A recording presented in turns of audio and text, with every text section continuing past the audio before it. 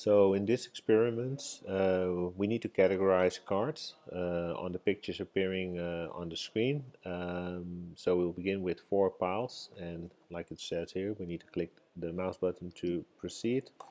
So which I will do right now.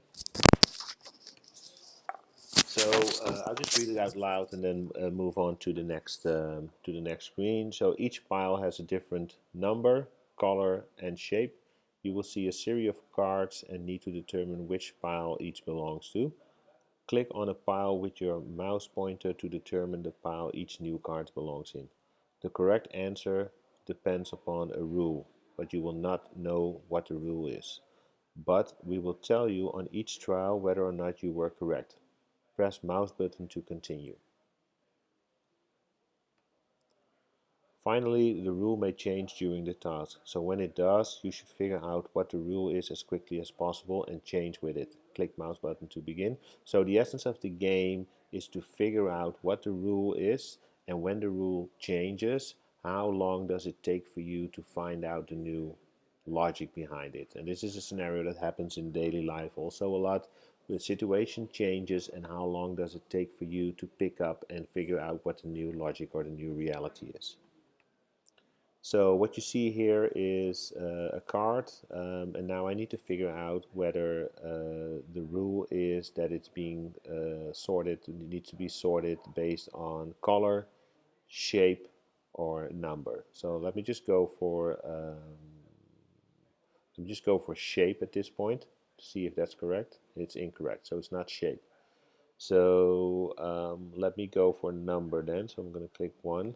Okay, number is correct. So if number is correct, I need to pick this one. I need to pick this one. I need to pick this one. I need to pick this one. I need to pick this one. I need to pick this one. I need to pick this one. I need to pick this one. This one. This one. 4. Incorrect. Okay, so now the logic has changed. So it's no longer number. So perhaps it's shape now. Yeah, shape is correct. So now my logic is based on shape and no longer on number. And so shape, shape, this is shape, shape. Okay, so it's no longer on shape. Then could it be on color, perhaps? Yeah, it's color now.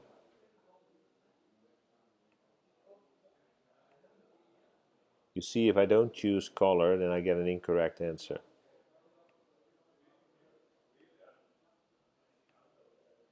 So color seems to work.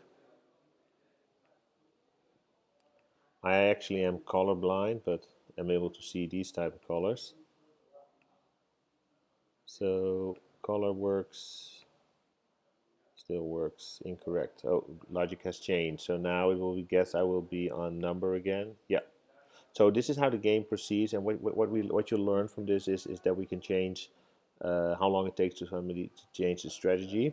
Also, what we will do, because these games, or all these games, are used in a clinical situation, and we want to use them in a real, in the business world.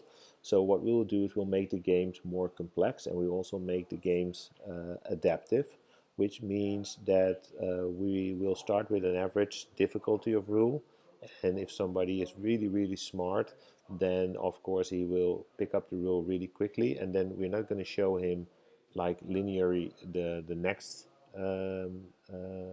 step in difficulty, but we're going to move up like 3 or 4 steps in difficulty.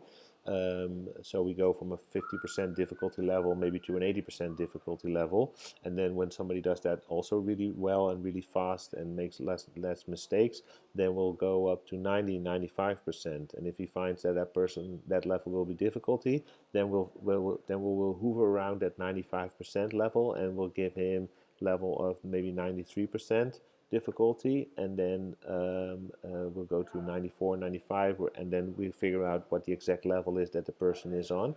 And the advantage of using adaptive approach is that you don't have to focus on all the real simple tasks. Well, because there's like a 99.9% that person will complete those tasks fairly easily, so it doesn't give you much information.